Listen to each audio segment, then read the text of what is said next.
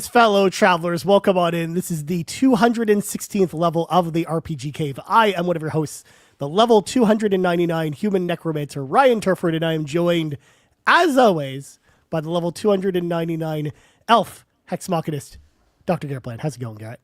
It's going good. You see my little dance? I'm excited this morning, you know? It's gonna be a good one. I feel it.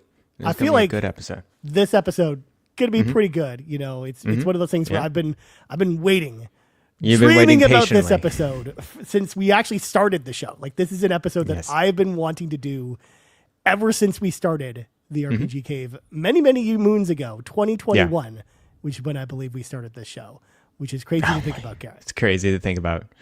And you're like, you're waiting for this day after 5 years. Literally, I mean, it's almost been 5 years to the day since we started the show. So yes. Yeah. Happy 5th year anniversary. I got done with one of your favorite games of all time. I was gonna say we're gonna hit that actually in May this year, guys. That's when we officially hit 5 years of the show, which is crazy. Oh my gosh. Yeah. It's crazy to hear, man. Yeah, I know. Yeah. I mean, we've talked about a lot of cool stuff along the way, man. It's been crazy, but. This is where the RPG Cave, where we talk about RPGs all the time. I swear. All the time. I swear to God. All the time. But let's get into the housekeeping real quick so we can get to the role-playing goodness as quickly as possible. So, of course, we got new content over at patreon.com/carpoolgaming. Of course, Sean's episode of the Pants Patreon podcast for Patrons podcast has been the episode of the week. So you can go check that out right meow over on Patreon.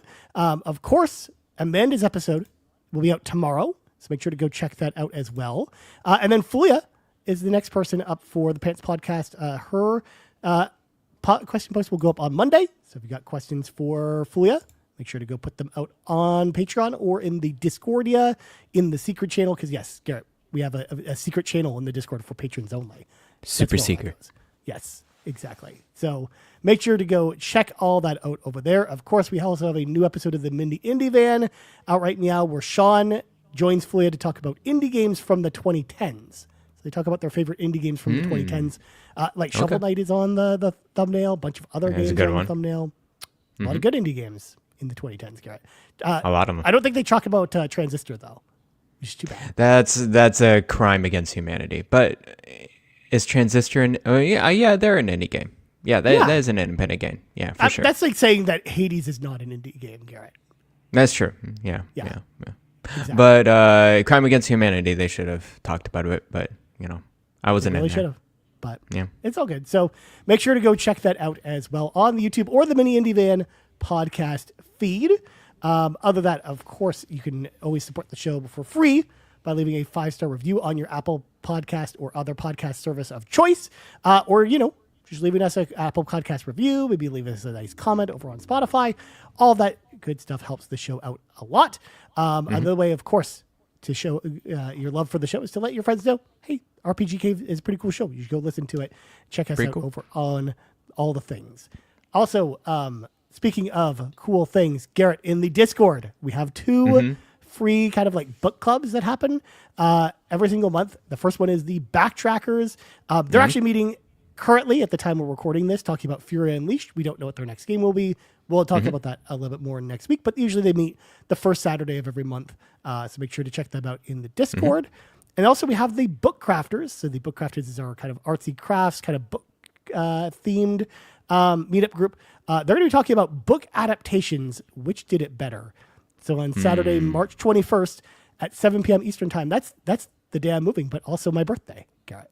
I know. Nice. Yeah. I will not be there because at that evening I will not have the internet at my new apartment. So. Not yet. No. Yeah, it's always a pain to set up new internet for a new place. It just comes they're coming at like 8 a.m. the next morning. Oh, okay. And they were like super. When I told them I was moving and stuff, they were actually like super nice about it. They were like, okay, well, here's what we'll do. You got your cell phone with us. We'll give you like 100 gigs to use on your phone like that night. So I can tether my phone to the internet and just use that. So that's then nice. I'm covered after we wrap the move for the So the internet company told you that? Like you get okay. And I guess the internet company is also your phone plan? Like it's like a package deal together, right? So got it. That's why they're just like, like of course, no problem. We'll give you some extra internet to tide you over to the next day. We'll then get the person to come in at like 8 a.m, and it'll be awesome. So yeah. Awesome. Gonna be good. But yeah, so that's everything. That's all the things happening in the Discord. So please make sure to go check all that stuff out. But without further ado, Garret, I'm ready for your things. I'm ready to regale you with some things, my friend. I got a few things here. Sure. A major thing happened this week. I don't know if you've seen my whirlwind trail of blazing messages in the PC gaming Discord channel with Ribble, with Ribo. I don't know what happened, man. I was listening to the PSVG podcast, with then Donnie, Dev, and Delvin over there. And I was like, oh, NVIDIA has a updated driver. Let's let's go to the next update on this little NVIDIA app released March 2nd or whatever. I'm going to do that. And so, click download, update it. Of course, it kind of, it refreshes the screen or whatever because that's what it does normally. It's like, okay, I'm going to restart now. I'm going to just, it'll be a simple restart of the PC. Broke everything. Of course. I could not, I got not even the blue screen of death. I got like a black screen where I go in and then it flickers the screen and then it says like there's some stop codes right below. Sometimes the screen couldn't even make out the black screen. It was like multiple screens like scattered across the monitor. Yep. I was like, what just happened? Right. Okay. And it kept crashing and crashing and crashing. The codes, I made out some of it. One was memory memorization, so something to do with RAM. One was a stop code for kernel, like the kernel has a fatal flaw in the Windows. So somehow the NVIDIA driver, when recompiling the Windows kernel, damaged it and completely destroyed it. So I spent the next 4 hours with Ribo troubleshooting, debugging. It got to the point where he thought, and other people thought, I had some hardware failure, hardware malfunction, whether it be the SSD, RAM, GPU, whatever. But it's all brand new. Yeah, it's all brand new. I was able to get to the point where I can boot in safe mode. Okay. And in safe mode, there are like a lot of guardrails when booting into Windows. So at least there was some hope. Like, okay, I can boot into Windows in the safe mode. Try to do some troubleshooting with let's scan the files, integrity of the files or whatever. It says that there's like some fatal corrupted files in there, and it could not repair itself at all. So that was that first night. I was, of course, down on the dumps. I was like, I don't know what to do at all. The next day, Thursday, I had some suggestions from Dev, from Ribo, and my other friend who actually works for NVIDIA. I first took out one RAM stick, and so I just left one stick in, and then actually at that point I was able to boot into Windows normally. Okay. Not like in the normal mode. It was still really bad, like it was like pausing and freezing and whatever, but at least I can boot into Windows normally. At least it was progress. It was progress, right? I couldn't open applications. Like GOG would freeze up, Steam would freeze up. I even tried to uninstall the NVIDIA driver, which I did okay successfully, but I could not reinstall an NVIDIA driver, like a past NVIDIA. Like it would just say like side-by-side configuration not found. Like it basically it's an error saying that there's something wrong with your Windows Visual C++, and I'm like, great. Then what I did is I detached the GPU. So I had one stick of RAM, and then no GPU in there. That actually worked way better, much better. I was able to update Windows, like with the Windows Updater. Then I reattached the RAM and the GPU back in. And I did some other troubleshooting things where I like switched the temporary files of like location. All in all, that got a lot better with the PC. Okay. And I was actually shocked that it wasn't a hardware failure, because Ryan, it was so bad where I was trying to boot from a USB to get a clean Windows install, and I couldn't do it. It would crash, and I'm like, that's insane. Never heard of it before, but all in all, right now I am recording from my PC. I reattached my GPU, my RAM. Everything seems to be okay. I actually yesterday went through it's called like the disk like image service manager, where it tries to repair the files. It can't repair the files by itself, but if I put in when I put in a USB with the Windows ISO file, which you can point to as a source, then it was able to repair files. Okay. So I think it's at 99%. Okay.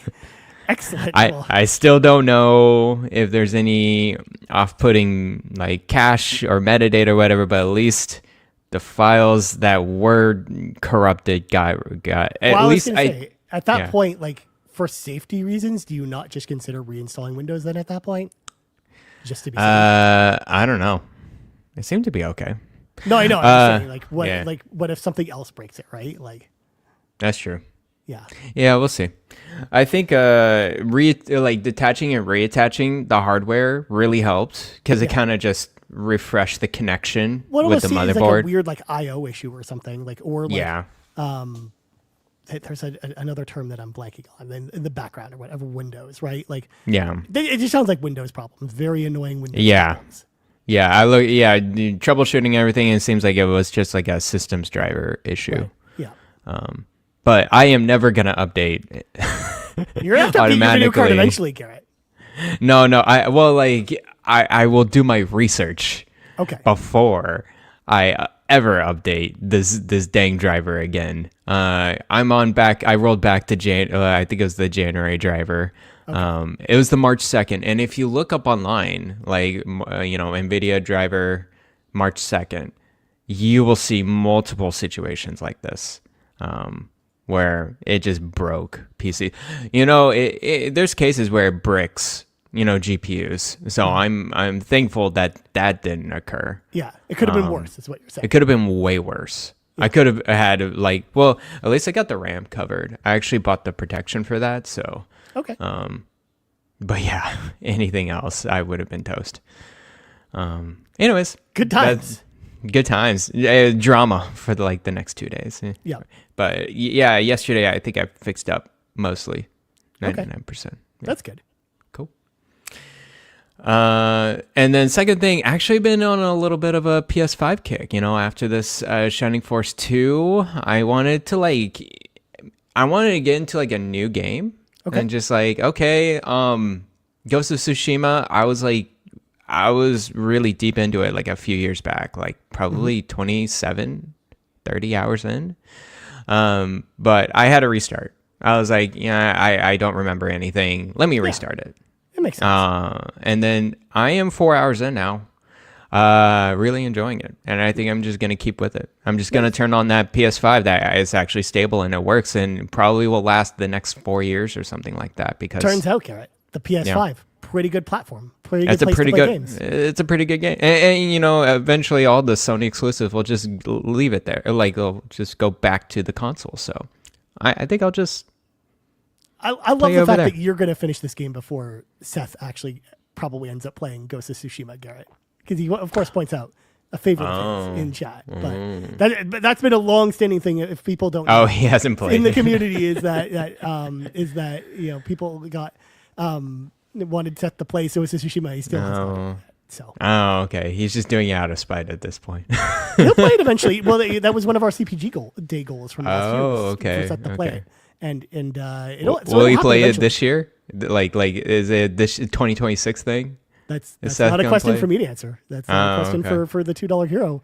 It chimes in chat. I will stream it sometime this year. I mean, again, Seth's committed to doing it as part of CBG Days from last year, so it'll happen. Ghost of Tsushima, not Ghost of Yotei. Yeah, Ghost of Tsushima. Yeah. So I'm preparing for Ghost of Yotei. Like I'm going through this, looking forward to the sequel that will play on my PS5 base as well.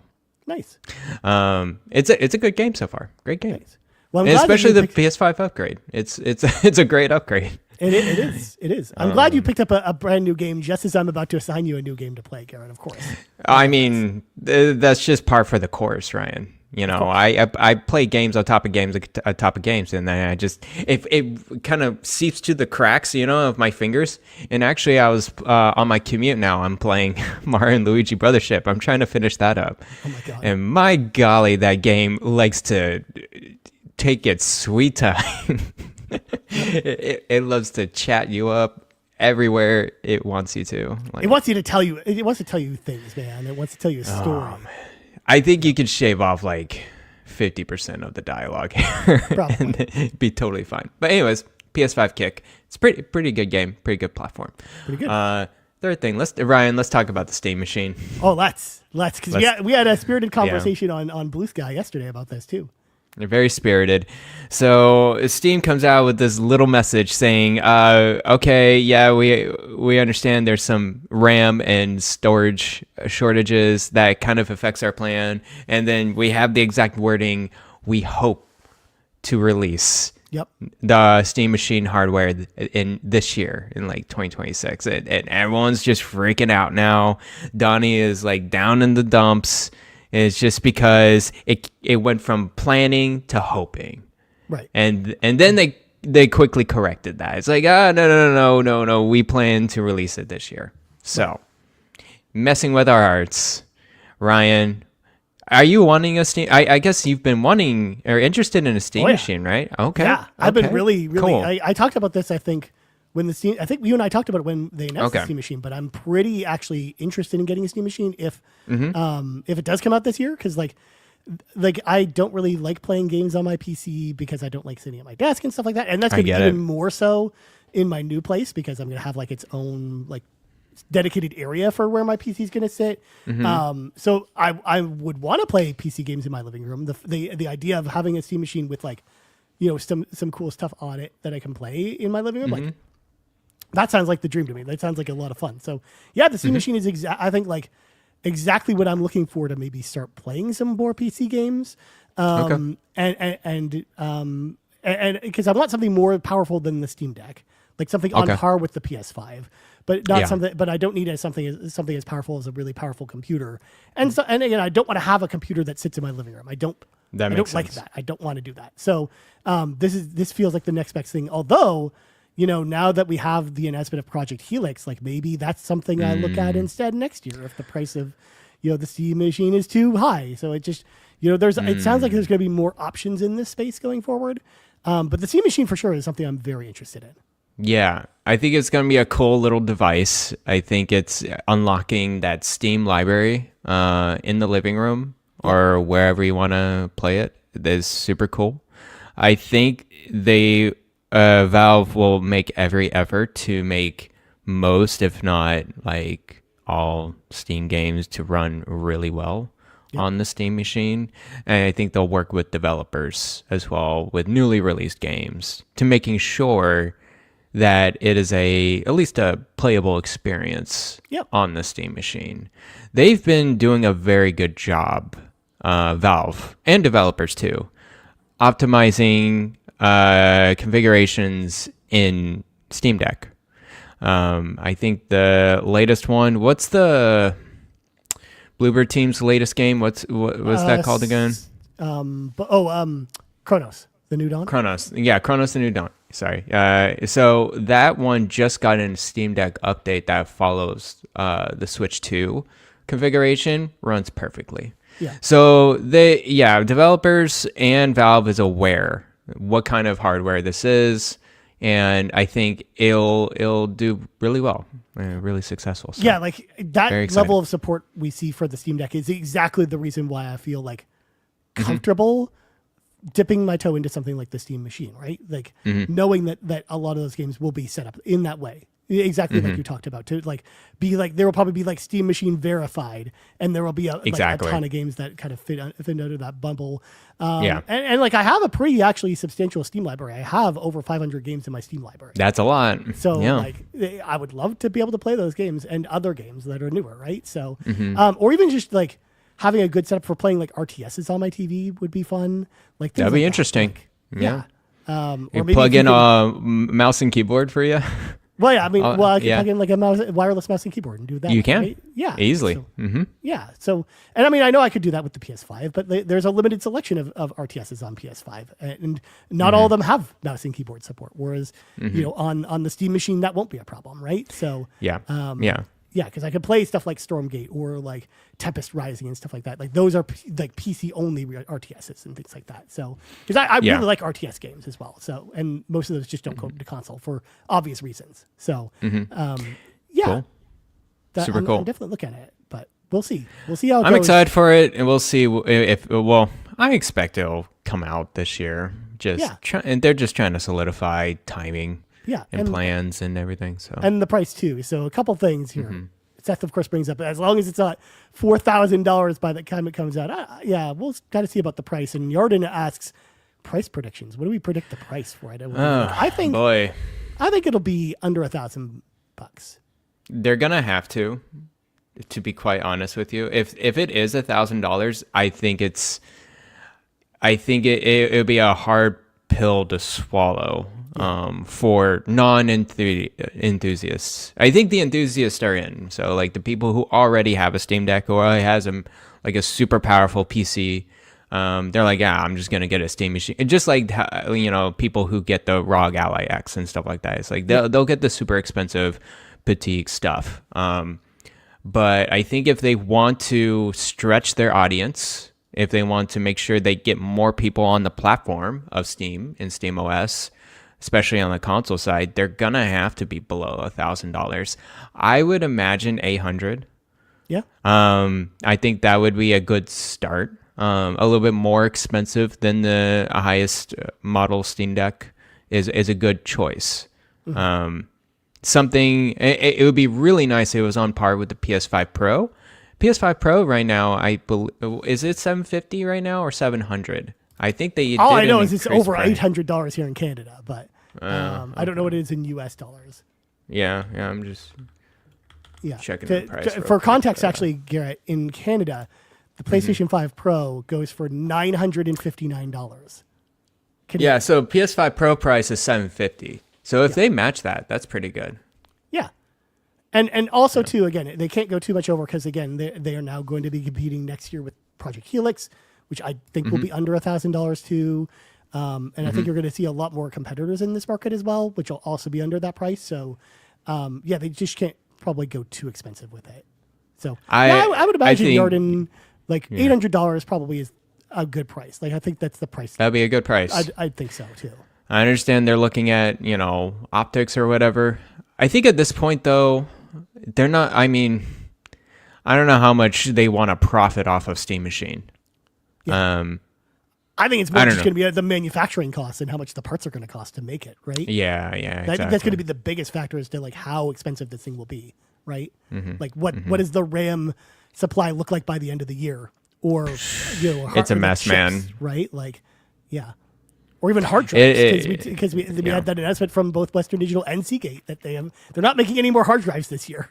So like, it's crazy out there, man. The hardware is at like the supply chain all time high demand, super low supply. They don't care about consumers at all. So prices are for consumer electronics is going to be going like it's going to happen everywhere. We're talking about game consoles, but it's going to happen to everything that has has RAM like cars or memory, or like cars. Exactly. Yeah. Yeah. But anyways, that's it'll be interesting to see when the Steam Machine actually comes out. Yeah. Very curious. We'll find out. But anyways, Garrett, real quick, let's go on a quick side quest. I know we went a little bit long with the things, and I want to I want to talk about a couple things I've been playing real quick. Sounds good. So first of all, last week, I talked about World of Warcraft Midnight a lot. Yeah. Liked it a lot. You Didn't liked it finish a lot. it by the time the last week's show happened. Finished the campaign for it. Really, really enjoyed it. I thought it was good. It does kind of leave on a cliffhanger, but it makes sense why it would do that, because then it's going to tell the rest of that story in kind of the end game stuff that you do in World of Warcraft Midnight. But I also unlocked the new race, which I've been playing and kind of leveling a new character as that new race, and they're pretty cool. I described them last week. They're kind of like a mix between elves and the Na'vi from Avatar. Cool. They're all about natural and stuff like that, and embracing the wild and stuff like that. I like kind of their whole motif and stuff like that too. So I'm playing as a druid, and I'm shape shifting into a bat person, or when you go in bear form, it's you transform into a wolverine. So yeah, they have really, really cool animal forms and stuff like that. So cool. But the campaign itself was really cool. Again, it was super nostalgic, as I talked about last week, for someone like me who liked Burning Crusade and liked the Blood Elves a lot. So that was super cool. But then the other thing I'm playing now, Garret, the new thing I'm playing, which is an RPG, thankfully. Oh. Tales of Berseria Remastered. It was the winner of the WWE Royal Rumble. If you remember, we talked about that a long time ago, where the Royal Rumble happened, and I assigned games to specific wrestlers, and the wrestler that won the Royal Rumble, I had to play that game. So Tales of Berseria Remastered was the game that won the Royal Rumble. So I'm playing it now. I'm about 66% of the way through the game. Wow. Okay. Yeah. But I've only been playing for 15 hours this week of it. That's not bad. That's not bad. I mean, keep in mind, I say that knowing full well I've been on vacation all week from work. So got it. I've had more free time than normal to play. And all in all, I'm liking it a lot. Tales of Berseria Remastered is a game I've played before. The OG Tales of Berseria, when I played it but I haven't played it since it came out. And it came out, I think, in 2014, 2015. It was an early PS4 game. Yeah. It was it released both on PS3 and PS4? It was released in Japan on PS3. I see. Okay, but not in the West. Yeah. Yeah. Okay. And actually, I was wrong about that. 2016 is when it came out. It came out earlier. Wow, in it came out Japan. much later than I thought. Okay. Okay. Yeah. Cool. So that's why I was thinking of it, being earlier. So, yeah, Tales of Berseria, it was a game I liked a lot when it came out. I'm not liking it as much from the replay, but I'm still enjoying myself with it. I'm having a good time with it, but I'm not It's a Tales game. I'm just not over the moon as I was for it when I first played it, I think. But and it doesn't help that the remastered version, unfortunately, is light touch-ups to the loading times, and that's about it. The visuals kind of look the same. This was already a game that, again, it's backwards compatible on PlayStation 5 on PlayStation 4. It's good for people who haven't had a chance to play it, who have a Switch or an Xbox and maybe don't have a PlayStation, because this game only released before on PC and PlayStation 4. So it's good that the game is in more places. And again, the fact that it's on Xbox in general is just crazy to me too, because this is a game that, again, could have come to Xbox a long time ago and just never did. So, all in all, I think Tales of Berseria is a really good game. I'm just not liking it as much as I did before, where I was before, the first time I played it, and when I finished it was this is one of my favorite Tales games. Whereas now I'm maybe I'm kind of going to reevaluate things a little bit, looking back on this one, but it's still fun. It's still a game I recommend people check out. Although if you have a PlayStation 5 or a PC, honestly, I would just play the original version.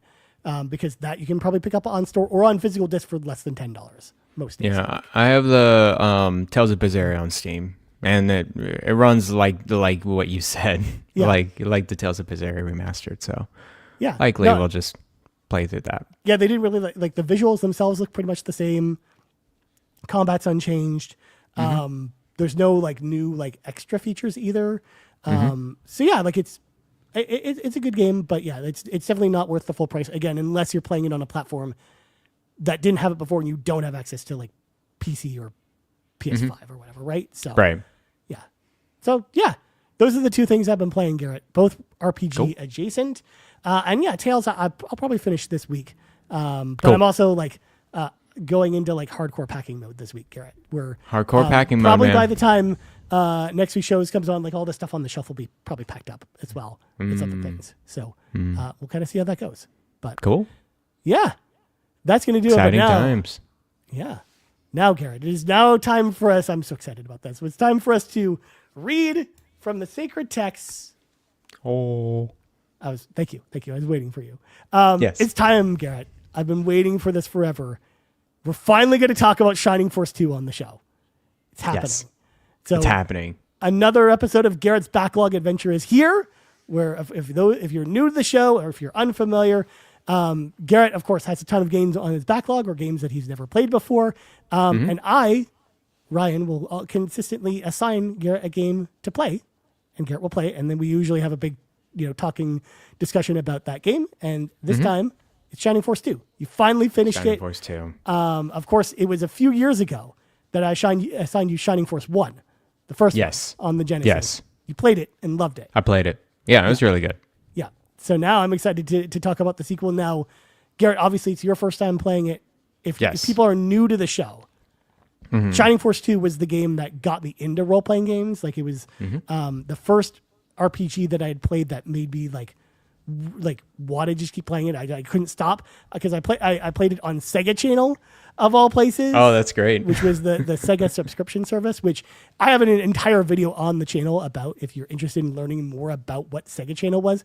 The long story short is basically Game Pass before Game Pass was a thing. Whereas a subscription service through your cable company where like you download cartridge or games through a special cartridge over the cable lines to your Sega Genesis and then play them that way. It was super what cool. a next gen thing. Yeah, it was $15 a month. It was before the internet existed in like 1994, which is crazy. $15 a month. I mean, that's quite a bit for that time too. I guess. Well, that includes the rental of the cartridge too, right? So. Oh, okay. Cool. So yeah, Super cool. Yeah. So it was the coolest thing. Again, I have a whole video about Sega Channel if you want to go learn more. But because of that, I've been keeping this in my back pocket because Shining Force, again, as we've talked about on the show, it's a series that I love. And again, this is one of my all-time favorite games. So now I want to know like what it was like for you to play this for the first time. What did you think about this game, Garret? I need to know, but before you do that, since we're going to dive deep, I brought some fun facts to the table, Garret. Bring the fun facts. All right. So Shining Force 2. Let's dive into it. So first of all, Shining Force 2, for context, was originally released in Japan on October 1st, 1993. It was released in North America the following year in like August of the following year, so 94 essentially. So very, very, very old game at this point. We're talking over 20 years. It was, of course, developed by Sonic Software Planning. Sonic, of course, I emphasize the word Sonic because it has an exclamation mark at the end. Okay. Yeah. This is before they rebranded into Camelot, essentially. But essentially, makers of Golden Sun, the Mario sports games. That's how we kind of know their latest hit game, Mario Tennis Fever. Yes, out now on Switch 2. Go play it. They are also famous, Garret, for Golden Sun having a character named Garret in their game. Yeah, there is a character named. Yeah, 1R, 1T. And I really wonder if they just had a text limitation or I don't know. No, there's longer names in that game. Of course there is. Anyways. Yep. Even for the party members there. So at the point of its release, of course, Shining Force 2 was not the second game in the series, Garret. It was the fifth game in the series. Of course it is. Behind Shining in the Darkness, Shining Force 1, Shining Force Gaiden 1, and then Shining Force Gaiden 2. Now, Gaiden 1 and 2 are Game Gear games, but just so you know. Okay. Yeah. Okay. In fact, there were 3 Shining Force games on the Game Gear, but only one of them came out in North America, and believe it or not, Garret, it was the second game and only the second game in the series. So the middle game in the trilogy. I don't know why they did it that way. It was stupid. I don't know either. It was the middle of the story, and it made no sense. I don't know. So I don't know. That was the whole thing. And Shining in the Darkness, by the way, just so you know, Garret, is not a traditional Shining Force game. It's like a first-person dungeon crawling game, like Etrian Odyssey. Right. And it's like a turn-based role-playing game that's like a first-person like dungeon crawling game, essentially. So, but when Shining Force 2 was coming out, though, the Camelot, aka Sonic Software Planning, they were in a bit of financial trouble, even though they're like Shining Force 1 and the Shining in the Darkness both did pretty well financially. They really didn't have a huge budget to make this game or a lot of their other games. Not only that, but they were tasked by Sega to basically make multiple Game Gear games and also Shining Force 2 all at the same time for whatever reason. So the budget for this game actually was lower than any of the other games that they developed. Even Shining in the Darkness, which was their first game as a studio, which is crazy to think about. So producer Hiroki Takashi mentioned in later interviews talking about Shining Force 2 that he talked about the budget being low, but he also basically stated that this was basically a make or break game for the studio, where essentially if Shining Force 2 didn't sell well, like they were like Camelot was set to close up shop essentially, and like go the way of the dodo at that point, because they were so they basically not only had to make Shining Force 2 work, but as I mentioned, they were also developing the first two Game Gear games at the same time, so they had to also had to make all those work too, like financially, in order to keep the studio afloat. So he talked about it and I'll say this quote here: "We were in a really precarious position at that point because we knew if we couldn't produce another hit, we would have no future in this industry," which is just crazy to think about. Yeah, back in 1993 or 2 or whatever. Yeah, because the game... Thinking about that, yeah. Yeah, because it actually would have been... they started production on Gaiden 1 and 2 and Shining Force 2 basically like 6 months after Shining Force 1 came out, is essentially when the development timeline for this. Oh, okay. Yeah. So even earlier. So as a result, the dire nature of the situation led to high staff turnover, where a lot of people basically jumped ship from the studio after Shining Force 1. They're like, nuts to this. We're not going to stick around. We don't think this is going to work. Especially because their plan was to, again, develop 3 games in-house at the same time over the course of these like couple years. So it led to a lot of staff turnover, and most of the staff working on both Shining Force 2 as well as the other Shining Force Game Gear games were like brand new people to Camelot. It was basically like there were a couple people like senior staff members stuck around, but for the most part, a lot of the staff was brand new with that's crazy with this game. So and you can actually kind of tell with the game design too, where again like it feels almost like it's a different game, even though there are a lot of similarities. Yeah. So Camelot's developers were also stretched very thin during Shining Force 2's development, as it overlapped, as I mentioned, with the 2 Game Gear titles. And Takahashi-san mentioned that it would be not uncommon for many of the staff members to shift between working on Shining Force Gaiden, Gaiden 2, and Shining Force 2 all in tandem. Like sometimes like different days of the week, they'd be working on one game or the other. It's actually crazy that they're doing a current game and a sequel at the same time. Yep. I can't even imagine what's going through their heads. Like, okay, I do this in one game and I do this in another game. Yeah, because I think Gaiden and Gaiden 2, I think they only came out like 6 months apart. Like they were very, very close. It's crazy. Together. It kind of reminds me actually of the situation with Obsidian and BioWare KOTOR 1 and 2, where those only came out like 9 months apart from each other. Right. Which is crazy to think about too. So yeah, like they were developing all 3 games in tandem, and people were just shifting between all the games, and it was just it is such a crazy story. Like this would never happen in modern game design. Like this is something that could only happen in the 16-bit era or the 8-bit era or whatever, right? Where game development was much simpler. So against all odds, though, the team basically poured all of their hard work in developing all 3 of the games, and they all came out, and it paid off. Because all 3 of these games sold very well in Japan, especially Shining Force 2 sold very well. Like this was actually like a smash hit game in Japan. That's good. Yeah. For the Genesis. It was a game that sold very well. When it came to North America, obviously it had fairly limited distribution as far as the physical copies were concerned, and it wasn't as huge of a hit here. But in Europe and then in Japan, I think it did pretty well. So that's the main reason why Camelot still exists today, essentially. Is because they basically poured like everything into this game to make it come out, and it shows. Like the finished project shows that this team was like poured everything into. It kind of reminds me of the story we know about, the famous story about Final Fantasy 1 and how that was the game that basically made it so like it was a make or break game for Square as a studio, and like Square might not exist today if like Final Fantasy 1 like didn't pop off essentially or sell super well.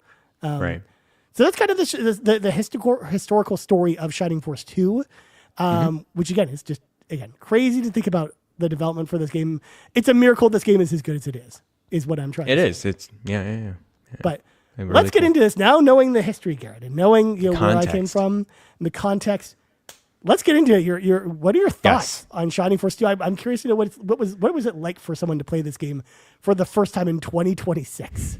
Yeah, it's wonderful. So Shining Force 2, as Ryan mentioned, is a tactical grid-based RPG, very similar to, as we know, Fire Emblem is kind of the leading role, I guess, in this type of strategy role-playing game now, where you have a set of characters in a party, and then you just go turn by turn, either enemy or your units to move around and attack. And you have terrain all around. You got different classes, of course. You got bowmen. You got all sorts of different classes. You got wizards. You got axemen. You got swordsmen. You've even got like special advanced classes too. Yeah, you got special. You can make some choices and stuff with the classes.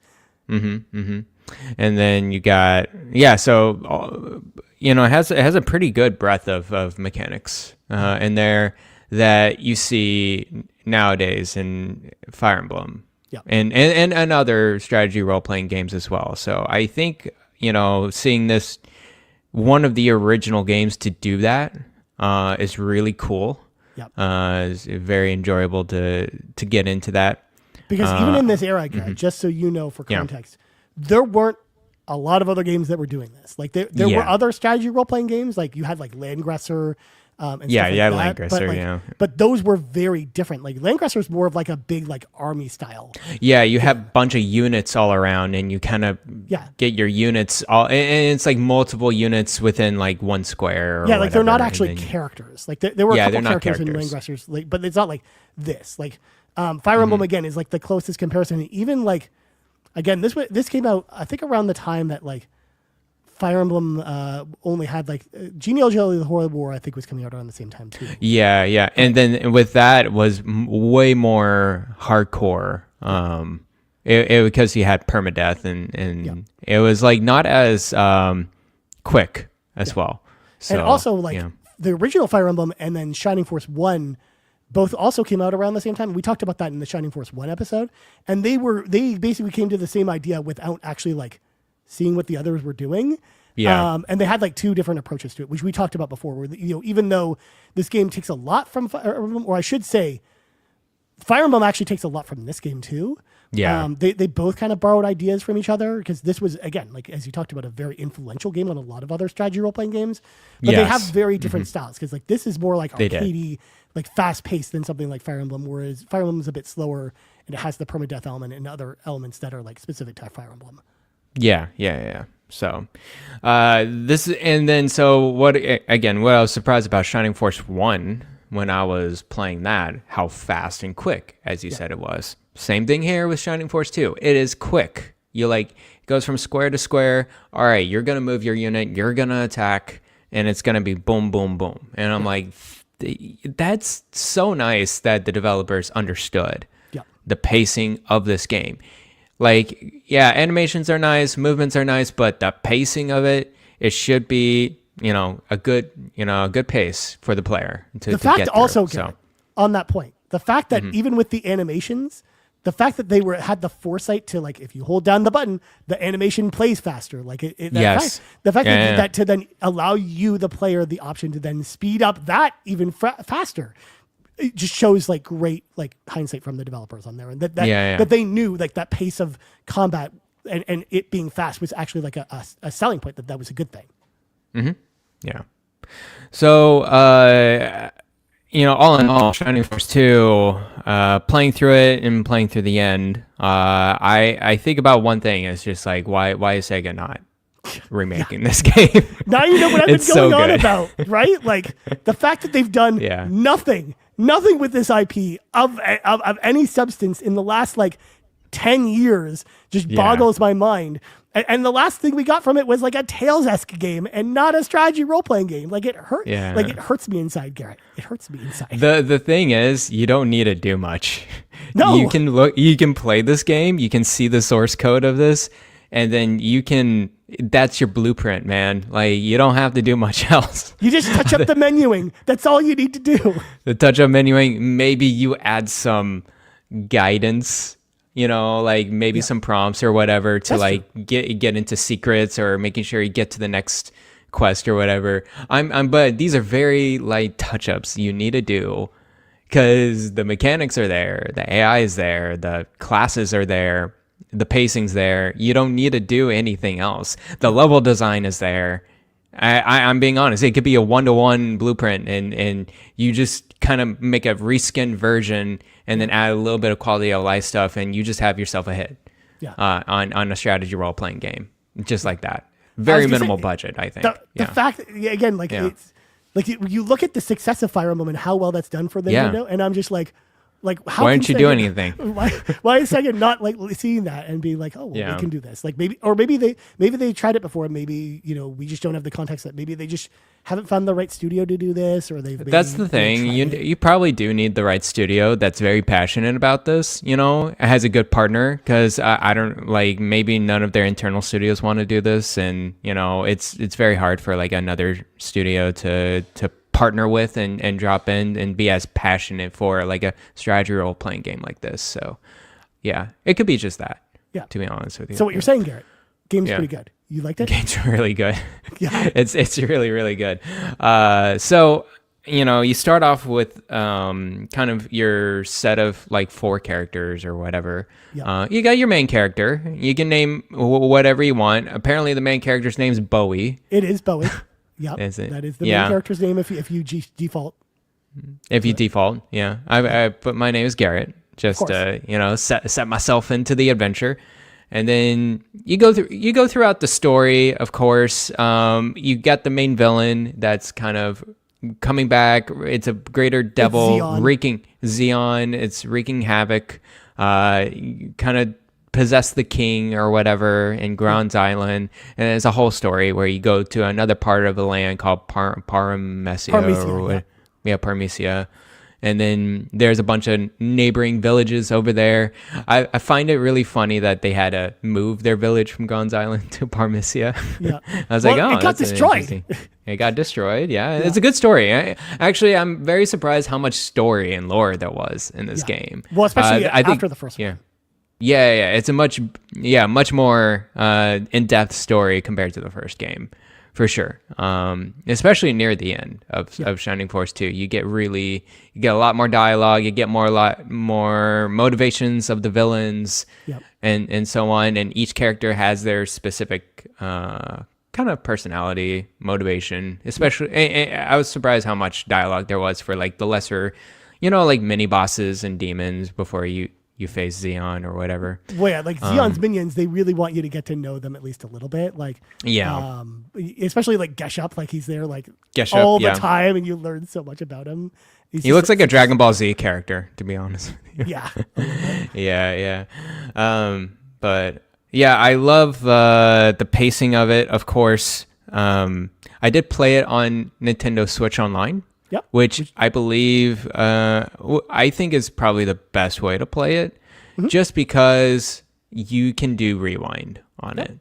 And so if you really do get stuck in a battle, and then it kind of your fate is either restart the battle or it goes back to your previous save point, basically.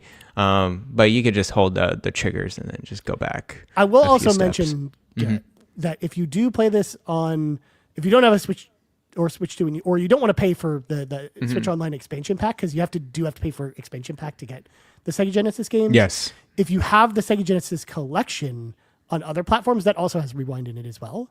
Cool. And save states and stuff. So it has all that stuff too. So it's a good place to play it if you don't have the expansion pass for Switch Online as well. Yeah. Sounds good.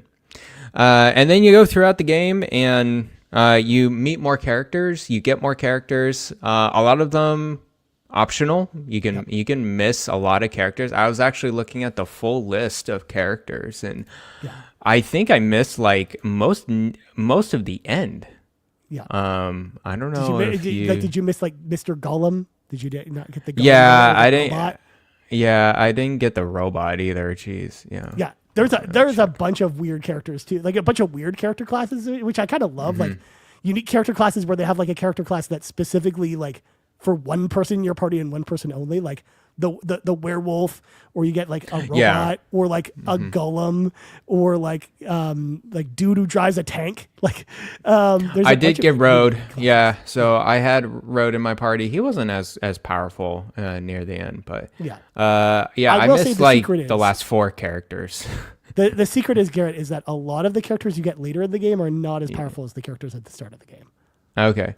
So my final party, just want to let everyone know, like, what was the setup here. I had, of course, my main character, Bowie. Of course. And then I had Sarah as the healer. She was the healer from the beginning. I had Chester and Jaha, which was original characters, like from the beginning of the game, but I eventually dropped those 2 out. And then we had Kazan. He's the wizard from the beginning as well. I kept him till the very end. Okay. Because he was pretty. He had a really good level 4 blaze flame shot. Yep. So I really liked it because it was only like very minimal MP, and it dealt a lot of damage to enemies. For 1 square.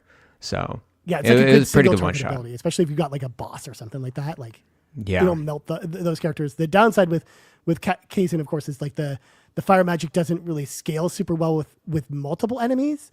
So you're kind of it doesn't. Yeah. So you're kind of limited to like having him like focus on one enemy at a time. One enemy at a time. He's kind of like a sniper, like mage, like that. Yeah. And then I had Slade to the very end. Slade was OP. Yeah. No, when you he's so Slade, OP. He's so powerful, dude. Yeah. So he's kind of the mouse rat ninja thief character, but he develops magic abilities as well near the end. And his magic abilities are like just as good as Bowie's. Like I'm just like, what is this? Yeah. Yeah. This is crazy. So I had him. I never met Kiwi. Yep. Which was the dragon turtle thing. I don't know. Yeah, Kiwi is like a super defensive character. So like he starts with 8 health, and if he gets hit with any magic, he basically dies. But he like if someone attacks him, it usually only deals 1 damage to him, regardless of how high a level they are. Yeah, I had Peter till the very end. Yeah, Peter actually gets OP. Peter got so OP. Yeah, I got him to the point where HP was question mark. Yep. Yeah, near the end. I had May. She's the Trojan horse. She's the centaur. Exactly. Exactly. She. I had her to the very end. She was pretty good. She had good movement and then also good range. Yeah. Unless you're dealing with sand. Unless you're dealing with sand, of course. Yeah. I had Geralt, the werewolf. He was super powerful at the end as well. Yep. Did pretty good. His like physical attack gets very high towards the end. Luke, he's the falcon warrior guy. I had him a little bit in my party for quite a while, but I eventually dropped him because he was getting a little too weak. His HP was like he was getting one-shotted. Yeah, like he's good to have like when you first get him, but then like it's very quickly that he gets rotated out typically in most parties. Yeah, I had Road, who's the old guy with the tank. He was okay. Yeah. I think I just wanted a range character. He's also not he's not as good as the other archers. No, he's not. But I just had him. I didn't level up the other archers as much, so okay. That's just what it came down to. Rick, I had him for a little bit. He is the second knight that pops in. Yep. He was okay, but I dropped him eventually. Elric, that's the other archer that you had to save from the harpies. The harpy lady. That was crazy. That was a difficulty spike for sure. Yeah. To get. So well, yeah, that's one of those battles, and we'll talk about this later when we talk more about mechanics, or we can talk about it now real quick. But we can talk about it now. This game allows you to then level up your characters because in Shining Force 1, you're kind of just going from place to place to place, like you redo battles and stuff like that. Whereas in this one, as long as you don't trigger certain story points to happen, you can redo battles. And when you get to Elric's battle, a lot of times there's 2 really good grinding points right before you go to Elric's.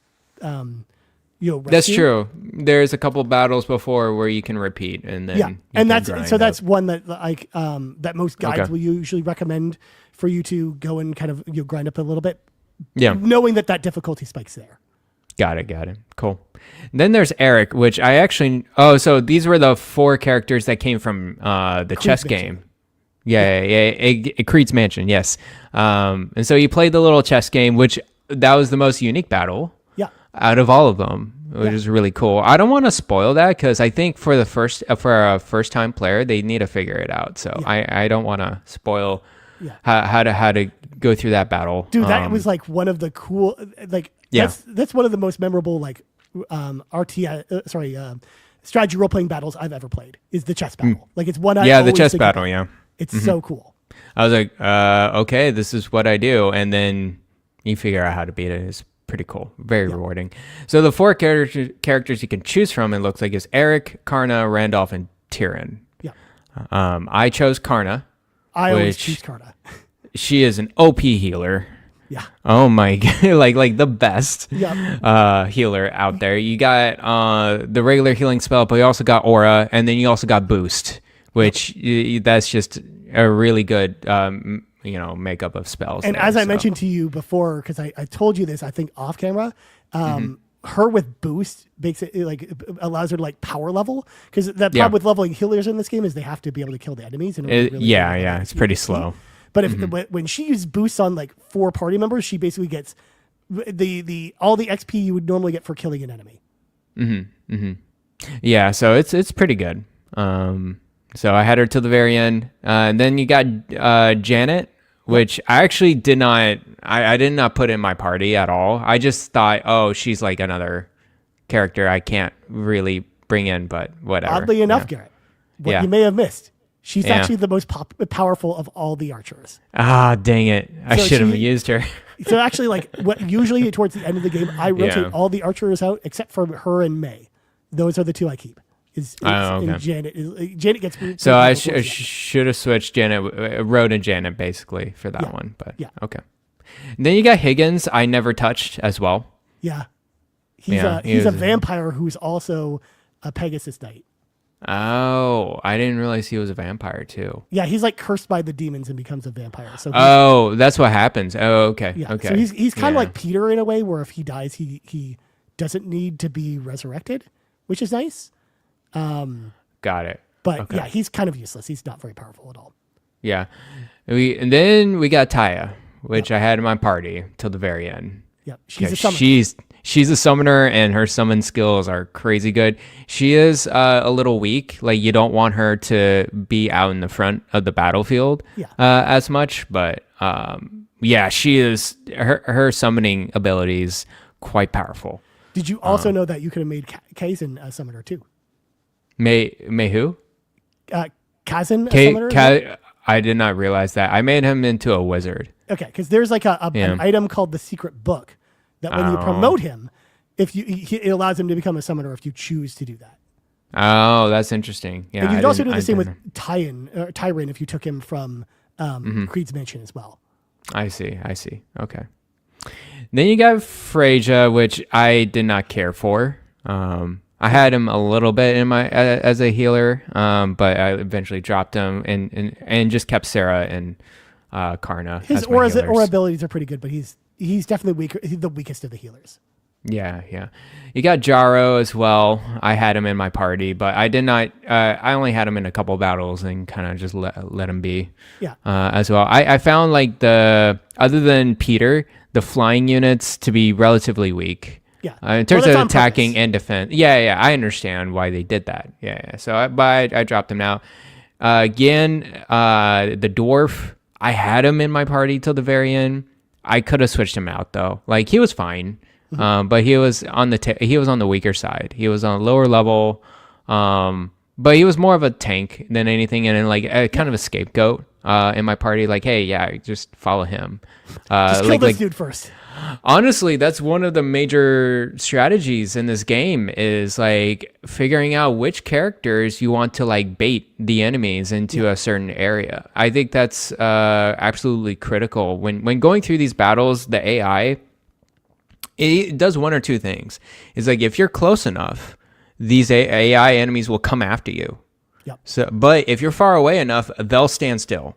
Yep. So you want to make sure you're placing your characters at a certain point where you just kind of baiting a few enemies at a time. Yep. And that's how you overall kind of beat a battle. It's like, okay, you can't just put all your units in the middle of the battlefield, because you're all going to die and get destroyed, basically.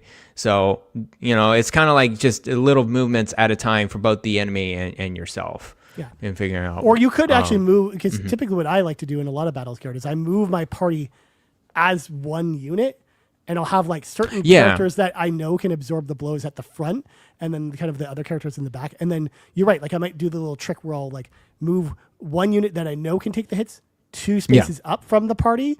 So then when the enemies come down, I just swarm the enemies with my party itself. Exactly. Yeah. No, that's the way to go about it. Of course, there was many situations where I would put a character in a certain place and I did not realize enemies could like go all the way over to that spot and attack that character. Yep. And I didn't realize that, the turn order was like that, right? Yeah. So you'll have some enemies attacking multiple times before your unit was able to move. It's all based on the speed stat. Yeah, it's all based on the speed stat, for sure. Yeah, so. It's not like Fire Emblem, where in Fire Emblem you have the ally turn and you do all your stuff, and then the enemy turn, and it goes back and forth. It's very much, it goes between enemies and allies, and it's randomized based on the speed stat. Yeah, and it's, you don't know the next person that's going to move. Sometimes Xeon or one of the bosses will get like 5 hits in a row, and you're just like, well, okay, this is what we're doing. Yeah, the bosses, especially when you get close to them, they tend to have much higher speed, and so much higher like turn rate. Yeah. Than your units.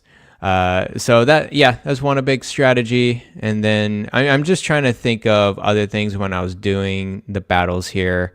Yeah, just try to make sure if there was a split in the level, make sure to, equal portions of characters to split in different directions, making sure one direction has a healer, just in case. There's a lot of points where you go into battles and you expect a hit, you'll miss. So that's another thing you gotta consider as you go throughout the battle. And then sometimes you get a counterattack, either your unit or your enemy, and the counterattack's always less damage than the initial blow attack from the other unit. But they can crit. Just like the enemy counterattacks can also crit too. And it hurts. Yes, so critical hits a much higher damage. And then you could do, sometimes you get a second attack in there as well. So it's a little bit randomized in terms of combat as well. It's like, of course, you'll put your more powerful enemies up, or more defensible enemies up front, and more DPS enemies right behind them, and then try to make that strategy. But also understand that these randomized things can happen as well, where you try to swarm an enemy and everyone misses. Yeah, and then the enemies, of course, don't miss. Right. Enemies are more. Yeah, of course. Yeah, I mean, to be fair, the enemies can miss. Like I was joking there, but I feel like it was pretty equal. Yeah. It never feels imbalanced or anything. Yeah, for sure. Let me go through the rest of the characters, because it's going to be just wrapping them. Yeah, Sheila, who is the monk, I did not even interact with. Man. At all. That's too bad. Too bad. She's really good. It's funny because you get these monk weapons, the gloves, the whole time throughout the game. And I'm like, who gets this? Well, again, you could have made your other healers master monks too. Sarah, I did not realize. How do you make them monks? So you have to get a specific promotion item. I see. The vigor ball is what it's called. I should have read a little bit more on the specialized classes stuff, because I totally missed that. Yeah, because we'll talk about that with some of these other ones in a second, because it sounds like you missed a bunch of these. I did miss a bunch of these. Yeah. And I struggled at the end, believe it or not. Anyways, Zinc, which you meet in the main story, but he did not join my party. He just kind of left. He was just like, okay, bye. And then you got... you have to go back and talk to him again, and then he eventually joins. Oh, okay. I don't know where. I was actually, at that point, I was like, all right, let's finish this game. Yeah, fair enough. Let's wrap it up. He also is not that great. Got it. And then you got Claude, which is the golem dude. I did not realize you could have Claude into your party. Maybe I killed him. I don't know. No, it's like he's in like. Did you go through the tunnel that allows you to go between Grand's Island and Paramecia? No, I never did. Okay, because that tunnel allows you to go back and get Claude because he's like in the middle of that tunnel. You basically have to go on a quest to find his arm, which is in the village where you recruit May. Then you go back to him, you give his arm back, and he joins your party. But then also that allows you to go back to Creed's Mansion and get the other Creed's Mansion characters that you missed. So Eric, Randolph, and Tyrion. Interesting. You can get them all in your party too. But you have to go all the way back to Creed's Mansion through the tunnel. Yeah, I understand. Okay, so that was a lot more backtracking than I thought. So yeah, because they teased that earlier in the story, Garrett. Because if you remember, there's that one quest where you go on where they're like, "Hey, there's this tunnel that goes all the way to Grand's Island." So you go to that tunnel, and they're like, "The door's locked." So I guess the door is locked. But then when you get to Grand's Island, you get the item that opens the door. Got it. Cool. And then you got Chaz, which I never had in my party either. Yeah. I never interacted with him. He's another wizard. He's like Kazan, but he does ice magic, I think, instead. Yeah, he does both blaze and ice. Yeah, he does both blaze and ice. And then you got Lemon, which I had him in my party at the end. He was pretty powerful, so I was like, he's also like a cursed like demon character, like Higgins is too, which is nice. There you go. Also, fun fact about Lemon, Garrett: if you play the game on emulator. There's a like copyright protection thing in the game that detects if you're playing a pirated copy of Shining Force 2. Oh my gosh. Yeah. And if it detects it, then Lemon does not level. Or sorry, he'll level, but he will gain no stats. Oh, so, interesting. That's cool. You can level him to level 40, Garrett, and he will be exactly the same as he is at level 1. That's funny. That's because very it detects funny. you're playing a pirated version of the game. Which I thought funny. was super interesting. It's funny how that's just your only penalty. I would think it's like lock the game up, or whatever, or break the game somehow. But it's not just like Serious Sam 2, I think it was, where in that game the copyright protection is there's a big red monster that can't be killed that follows you around and basically kills you in 2 hits. In that game, that's crazy. And it follows you wherever you go. In Serious Sam, which I always remember. That's like the most memorable one of these to me. But yeah, because I remember playing this game on emulator and wondering what was going on, why Lemon wasn't leveling, and then I looked, I'm like, oh, that's not good. That's very annoying. That's not good. Yeah. So that is it. Those are all the characters. And then my final party. So I did not have any specialized classes. Yep. Which is a whole thing. So I'll get into this. Yeah, it's a whole now. thing. So similar to Fire Emblem, you can promote your characters starting at level 20, but your characters can actually level up to level 40 before promoting them. And usually if you want to have an easier time with the game, I would advise at least getting your characters to level 30 before promoting them. But you don't have to do that. Like most guides will recommend either way. Like the game is perfectly playable. If you just promote them at level 20, it's totally fine. It does cap their stats a little bit, so that's got why. It. But when you promote your characters again, you're not given an option or told there are alternate classes. It just is like, hey, this person can become this. Are you okay with this? And you say yes or no. Yeah, you say yes, or no. Yeah. But if you're carrying, you'll find certain items along the way that do nothing. And you wonder what's going on with these, like the Sacred Book or the Vigor Bowl, and you're wondering what to do with these. And what you find out when you go to promote, it's like, hey, you've got it. The game will tell you, you've got this item in your inventory, so this character can become this.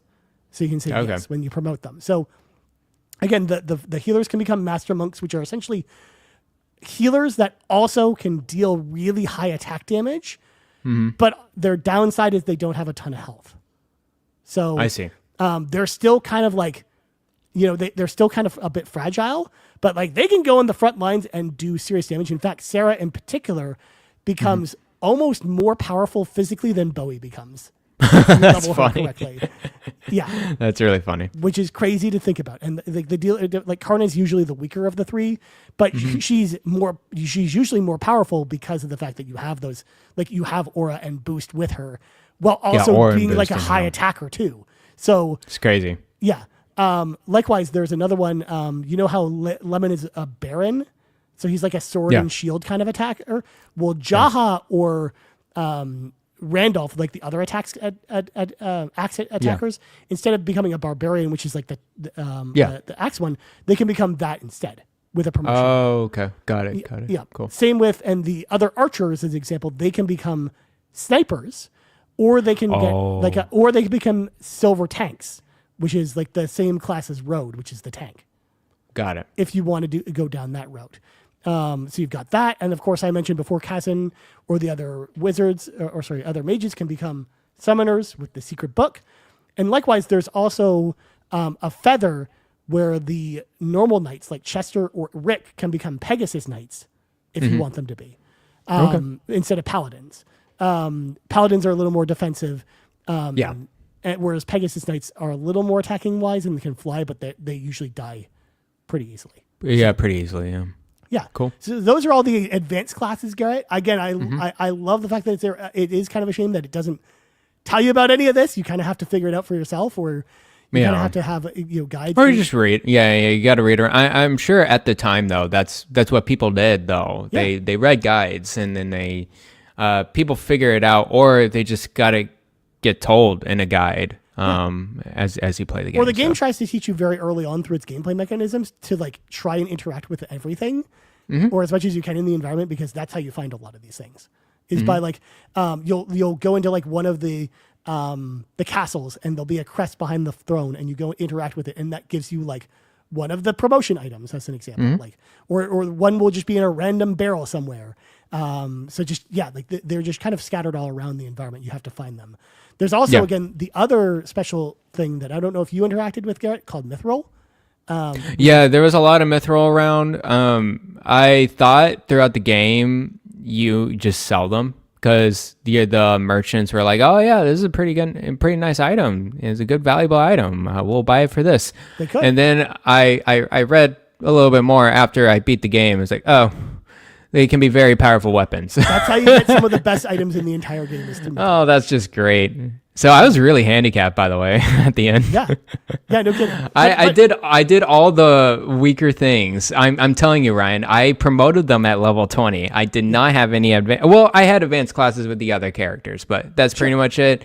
And then I did not have these mithril weapons. Yeah, because here's the thing, Garret. What's interesting is that if you actually took the time and actually leveled the characters to level 40, as an example, and promoted them, or level 30, you would never use any of the characters you get after the core characters you get at the start of the game. Because I see. The characters at the start of the game at that point become so powerful because of the way you leveled them that it makes the other characters obsolete. I see. Taya, as an example, is just like too weak to put in your party, or Freya, because you're just using all the other characters are so powerful instead because their stats are so much higher that like by the end of the game, because I recently replayed Shining Force 2 earlier this year to prepare for this episode, and I for the first time leveled my characters to level 40 just to see what it was like before promoting them. And dude, insane. All of the characters had all of their health over in the question mark realm. Even the weaker characters, even Kazan did. Because they were that powerful. That's crazy, man. In fact, my Karna by the end of the game was max level, so level 40 before promotion, then level 40 after promotion. That's crazy. It was ridiculous. She like one-shotted half the enemies towards the end of the game, which is crazy. And I'd never done that before because there's a super secret in this game, Garret, that allows you to do this. So, did you with going to Creed's Mansion? There's a elf. There's a village in like the woods that's like referred to as the secret elf village, which is kind of like there's a battle before you go to Elric, to where you go rescue Elric. That's kind of like in the trees. It's kind of hidden. Yeah, a little bit. Yeah. So if you go into that village, and there's kind of like this like maze to exit the village, but if you go out a specific exit, it then brings you into a super secret battle that is meant to test your skills. That has enemies that respawn infinitely. So oh my goodness. So what you can do there, and the best part about it is you can kind of trick the system a little bit with the respawning enemies, where they will always respawn on certain points. So if you move your allies to the points where the enemies respawn that you don't want to deal with, you can then target specific enemies that respawn infinitely that you can level your characters infinitely through that battle. And you kind of do that battle over and over again. You just use egress or something else to exit the battle and then go back into it over and over again to then level your characters infinitely. That's crazy. That battle, by the way, if you do it in the North American version, gives you no reward. It just gives you like how fast you can beat this battle, like beat the timer kind of thing. But in the Japanese version, it gives you like a reward, like a special ring for beating the battle. I don't know why they took that out of the North American version, but it's something they did, I guess. But yeah, there's like all kinds of secret stuff. Like I could go on. There's more secret stuff with this game that you don't even know, man. Like there's so much. You don't even know, man. There's a whole other layer. Yeah. Oh man. Like, there's so much you can read about with this game. Yeah, I read a little bit more before I came into the podcast. I'm like, dang, I really did miss a lot of stuff. But that's like part of the core Shining Force experience. That's how I played it growing up too. Was like I did all this stuff not knowing like any of the stuff that you knew that you didn't know either, right? Like that. Yeah. Like I played where I just assumed, my people can be leveled up at level 20. I can just do that. Instead. That's what I did. Yeah. Yeah. So. But I just want to let you know the way I played it. Yeah, especially near the end of the game, it gets really difficult. Yeah. Just the way I leveled it, and then had later characters or whatever. It got like to the point where like, okay, I need rewind and try to figure this out again. Especially the last two levels, just because you cannot heal or revive in between. Yep. The last two levels, I had to be very tactical, very strategic. I really liked it though, in that sense, because I really had to be careful where to put my units, and so I was way more tactical at that point. Yeah, I remember trying to beat like Xeon for the first time, like with like level 20 promoted characters, and it's that level, that like final boss is pretty difficult. But there's an angle to it. Like you kind of really have to just observe that battlefield and like, okay, where do you need to go first? Yeah. Because it kind of baits you. It's like, hey, you can face Xeon right now. You can go to him right now, but you don't want to do that and get destroyed. Yeah, with all the units in there. I do have to say that what was really a pain near the end were the wizards. The demon wizards, they traveled far, and their ice moves were insanely powerful and knocked down my units quite a bit. So you had to be very careful with that. There was some at one point I learned, okay, you cannot put your units adjacent to each other, or else the wizards can come by and do massive area damage with like kind of that cross adjacent, like 5 squares. Or even some of the bigger ones. There are certain ones that have like the bigger. Like, it's like a whole ones that hit like 9 or whatever. 9 of your. It's kind of crazy. Yeah, it was like the flying demons or whatever at the third to last level. Was a bit of a pain as well. Yeah, because they did the bolt level 2 or whatever, and that it kind of covered the whole area. Yep. Yeah, so you had to be very careful with placement of your units. Like you want them to be together, but don't make them like adjacent to each other, or else enemies can do massive damage. Or if you do that, just make sure you have someone like Karna that has like aura. Has aura, most of your allies at once. Right? Yeah, aura level 2 was OP. And so that involves a bigger area, plus it was plus 18 health. Yeah. The level 2 health, so that was pretty good. Exactly. But, there's little things like that help you with that, but you're absolutely right. Like it really like means you change up your strategy, or maybe things you think about it. Like also the battle that you mentioned to me last episode, the prism flowers. Where you had to really, really think about your placement of where you put people. Because like the prism flowers shoot in like a straight line and hit every enemy in the line, right? So, and they're like scattered throughout the battlefield, and they're of course in like the worst positions possible too, to like really maximize the damage. So it's just like there's a lot of battle like that. But that's one of the things I like about this game, Garret, too, is it's just like, you're fighting some of the same enemies throughout the game, but a lot of the battles feel unique from each other. Like they like to throw in different elements to them, or like different quirks that you have to like think about on the fly. For sure. That really just play into the whole strategy part of the game, which I really enjoyed. Mm-hmm. Yeah. So overall, really enjoyed it. Great game. Thumbs up from Garret. And then, I would definitely try out either in the Sega Collection or NSO playing this game. And then just maybe search a little bit on what items do. and what the classes can do. Or just don't be afraid to use a guide. Don't be afraid to use a guide. Yeah. Because also too, like you might get lost as to like where to go and stuff. I got lost a couple of times for sure. Yeah, there was at some point in the middle of the game where I did not know where to go in Parmesia. It's kind of ambiguous. It's like a more open game because they wanted to make it more like a traditional role playing game. A little bit because that was feedback they had received from customers and stuff like that. So that it's very open ended in that way. Where you have to talk to the townspeople a lot and kind of figure out where to go unless you use a guide. So at that point where I always recommend people who are playing it for the first time, just use a guide. Like, don't be afraid to use a guide because it's an old game and it's not like it can be a little bit confusing as to where to go and stuff like that. So the last question I have for you, Garret, before we kind of close out the show is, now that you've played Shining Force 1 and 2, which one did you like better? Do you have a preference? It's been a while since Shining Force 1. Yeah. I think just in terms of like new ideas and like the breadth of it, I think I do like Shining Force 2 a little bit more. Yeah. But I think they're both they had the same DNA. Of course. Quick battles. You have a tight-knit party of characters. I like the story a bit more in Shining Force 2. The dialogue's a little bit crazier.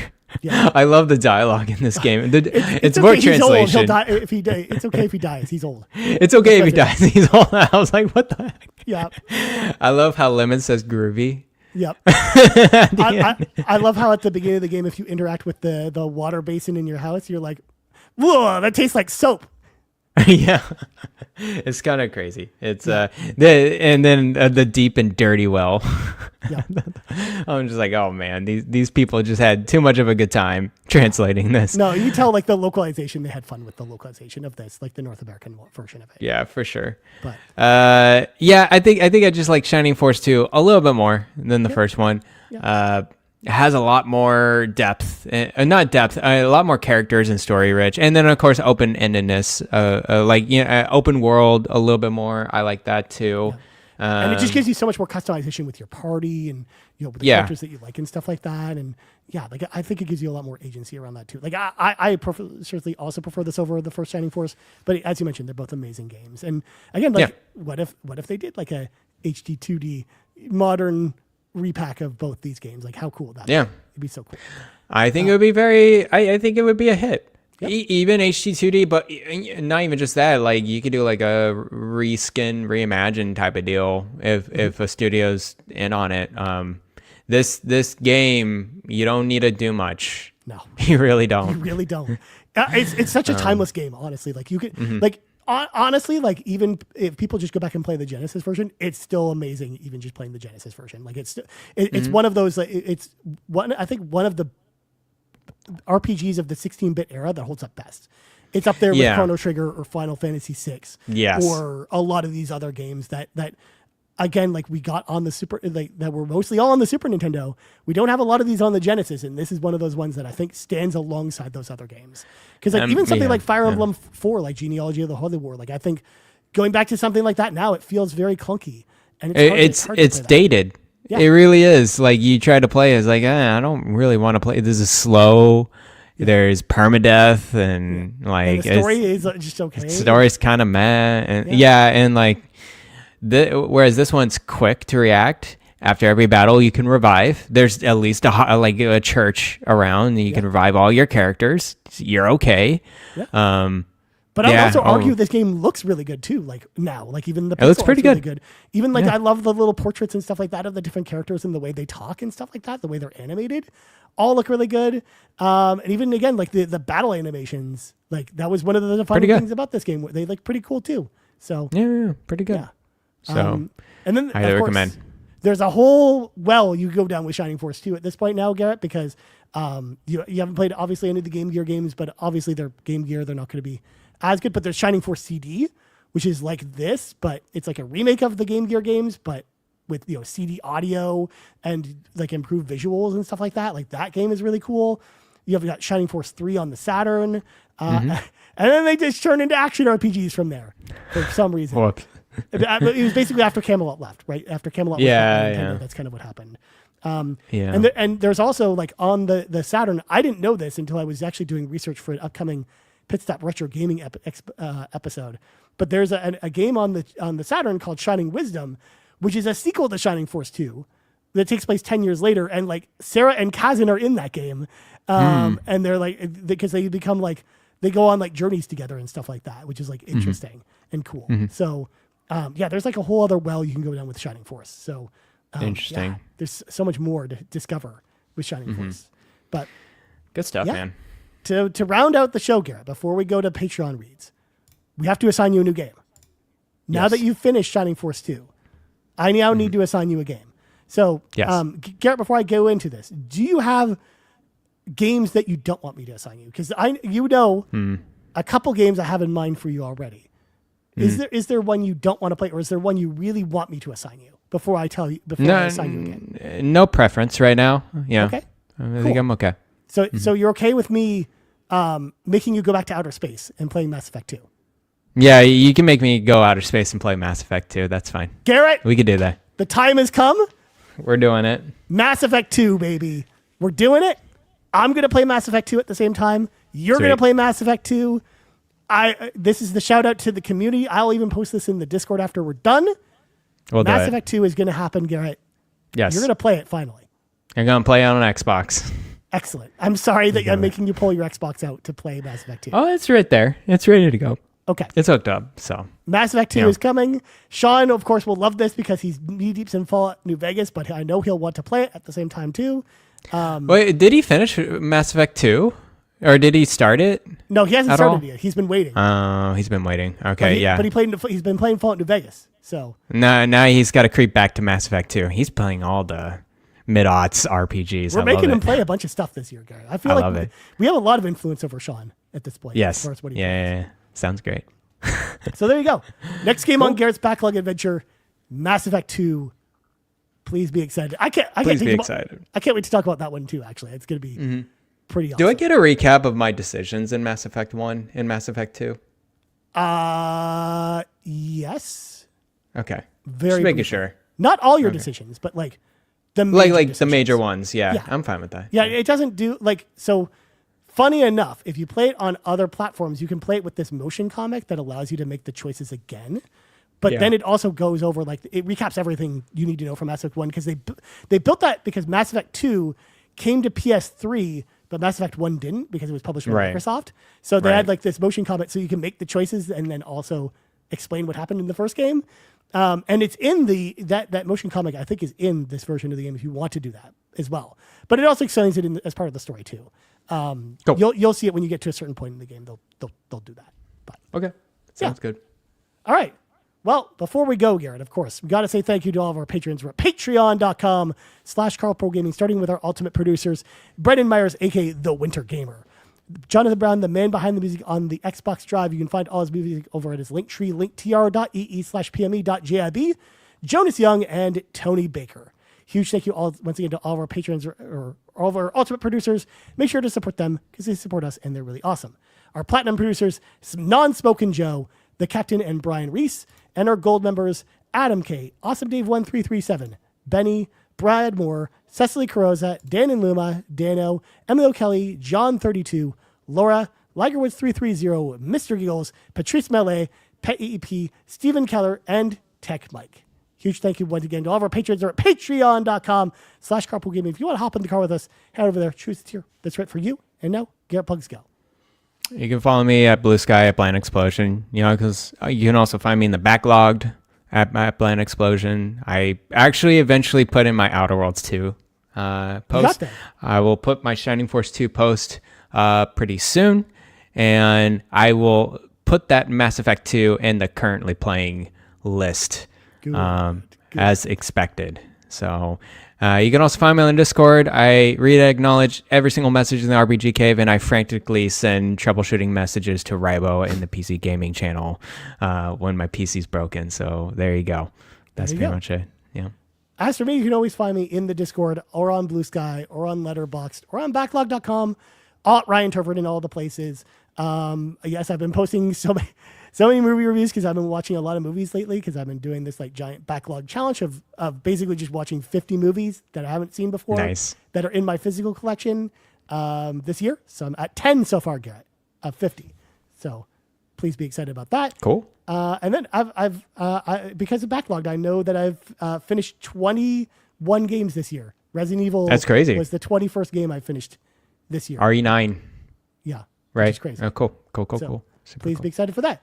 So for Garret Bland, I'm Ryan Turford. This has been the 216th level of the RPG Cave, and we're out. Bye-bye.